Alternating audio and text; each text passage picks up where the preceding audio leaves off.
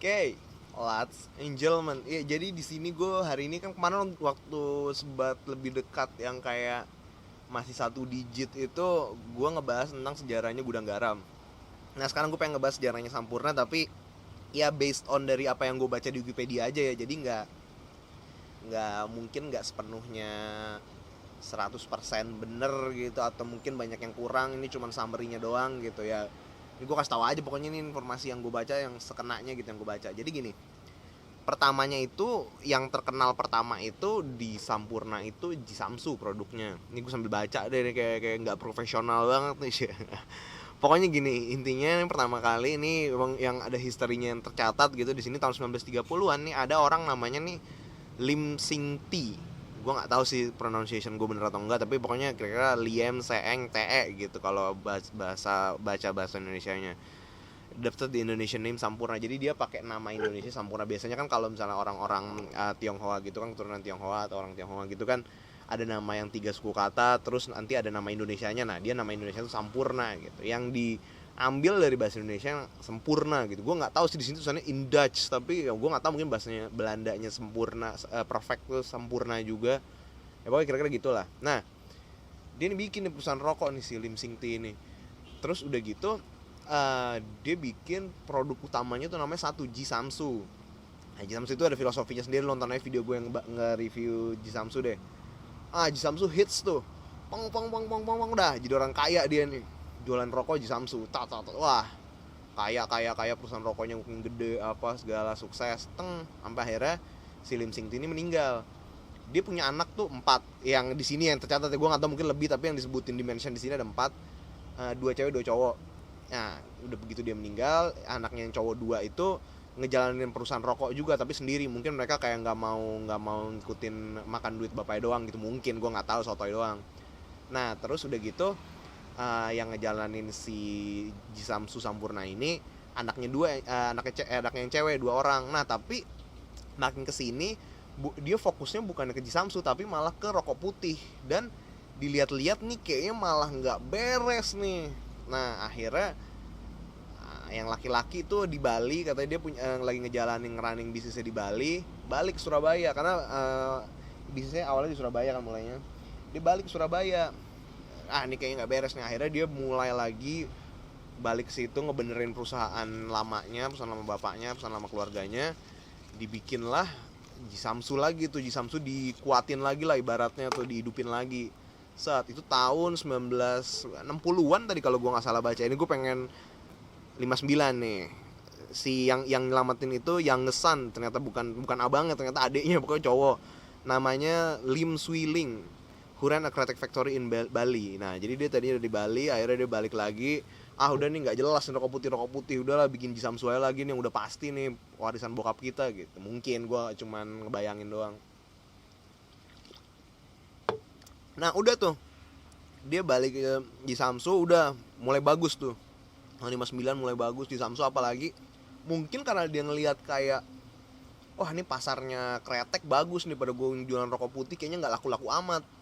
Akhirnya dia bikin lagi Sampurna Hijau tuh, sampai sekarang juga tuh 2 produk itu masih jadi legend tuh di Samsu. Sampurna Hijau, tahu nggak sih lu Sampurna Hijau? Pasti lu tahu lah ya. Mungkin kalau misalnya Sampurna Hijau lu nggak tahu, tapi pasti lu tahu yang Sampurna Hijau nggak ada lo nggak rame. Gue nggak tahu ya, gue udah nggak pernah nonton TV lagi, jadi gue nggak tahu sekarang itu masih ada iklan itu apa enggak. Tapi dulu tuh gue kecil itu gue sering banget nonton TV, terus iklannya tuh Sampurna Hijau nggak ada lo nggak rame. Itu udah gitu jadi bercandaan gitu kalau di teman-teman gue, ada lo nggak rame.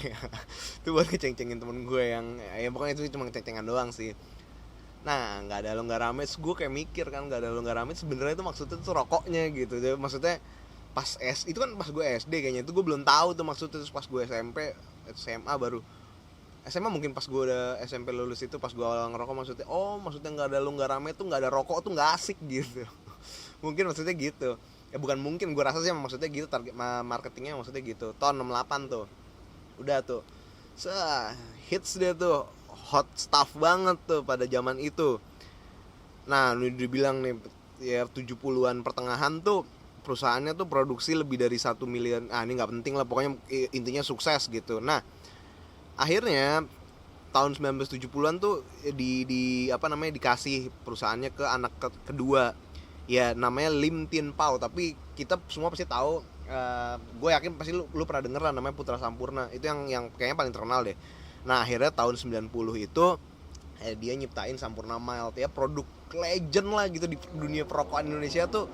Gue yakin semua perokok tuh pasti tahu Sampurna Mild. Yang nggak ngerokok pun pasti tahu Sampurna Mild tuh kayak apa ya.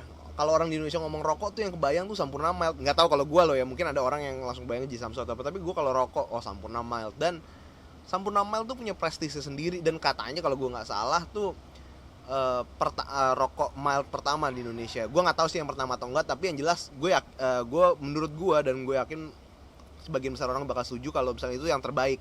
Mungkin bukan yang terenak, bukan yang tapi yang terbaik, Sampurna Mild.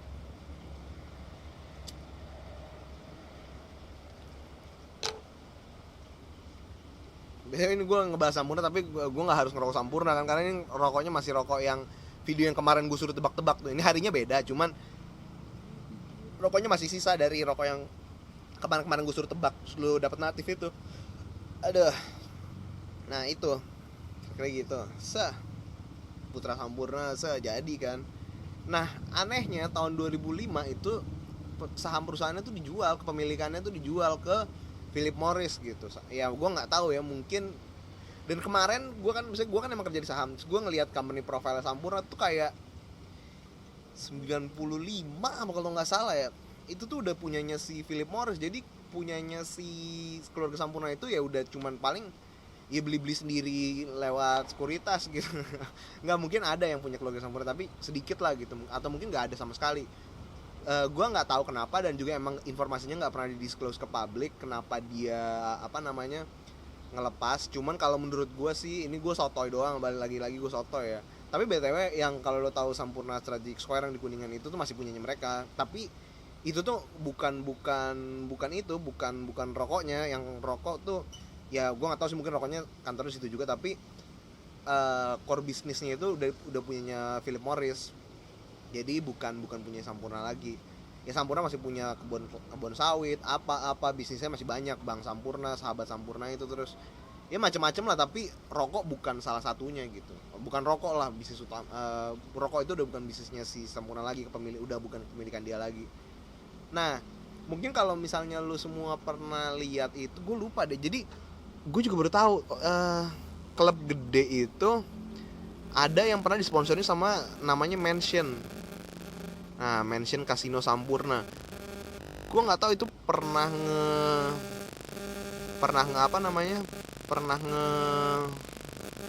sponsorin klub bola apa gitu di Inggris, dan lumayan klubnya gede gitu. Apa ya nama klubnya tuh, Tottenham atau apa ya? Coba ya, gue cari dulu. Mansion Sampurna EPL kali ya, English Football Club. Pokoknya gue pernah ngelihat, dan apa namanya itu tuh logonya si Mansion itu tuh bener-bener kayak Sampurna Mild. Tapi kan kalau Sampurna Mild kan A, nah dia tuh M. Nih apa ya, ini M88. Pokoknya Mansion itu judi ya, maksud gue itu jadi itu emang perusahaan judi. Nggak ada lagi, lu cari aja deh sendiri pokoknya. Gue seenaknya banget ya. Nih lambangnya kayak gini nih, bener-bener ke Sampurna Mild. Nah kelihatan tuh bener-bener ke Sampurna Mild kan. Dan itu emang punya si Putra Sampurna, mungkin karena dia emang hobi judi, terus di Indonesia nggak bisa judi, udah bikin aja di luar gitu, yang jelas-jelas aja lah gitu ya. Kira-kira gitulah sejarahnya Sampurna yang gue tahu gitu, dengan kesotoyan gue. Kayaknya mungkin dari gue rasa itu aja. Kalau lu ada yang mungkin gue tadi ada salah nih, enggak bang, nggak gitu, yang bener tuh begini ya, lu komen aja di bawah deh. Gue kan bukan dari keluarga Sampurna, jadi gue nggak tahu pastinya gimana nih keadaannya. Atau misalnya gue juga cuma baca dari ini doang, dan yang gue denger dulu, yang nggak tahu keabsahannya omongan gue bener apa enggak ya. Lu kalau misalnya tahu gue salah atau apa ya, di komen aja di bawah. Oke, mungkin dari gue itu aja. Jangan lupa like, comment, subscribe channel gue, beli kaos natif, dan salut.